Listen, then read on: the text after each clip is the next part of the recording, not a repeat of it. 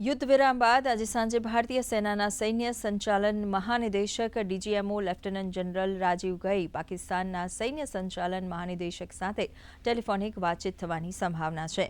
આ પહેલા 10 મેના રોજ બંને પક્ષો વચ્ચે ટેલિફોનિક વાતચીત થઈ હતી। તેમાં પાકિસ્તાને આગળ આવીને બોર્ડર ઉપર સંઘર્ષ વિરામ માટેની વાત કરી હતી।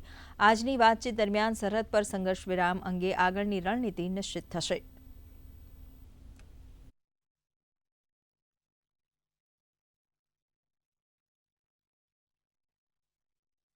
डीजीएमओ जो लेफ्टिनेंट जनरल राजीव घाई हैं वो Pakistani DGMO major general Kashif Abdullah उनके साथ दोपहर 12 बजे ये बातचीत है। आप जानते हैं कि 2 दिन पहले शनिवार को 3:30 बजे के करीब ये बातचीत हुई थी हमारे डीजीएमओ की और पाकिस्तानी डीजीएमओ की हॉटलाइन पर कि उन्होंने ये मांग की थी, उन्होंने इनिशिएट की थी, उन्होंने पहल की थी। उससे करीब 1-2 घंटे पहले ही पीएमओ के सोर्सेज से ये खबर आ गई थी कि इंडिया किसी भी पाकिस्तान के किसी भी आतंकवादी हमले को एक एक्ट ऑफ वॉर मानेगा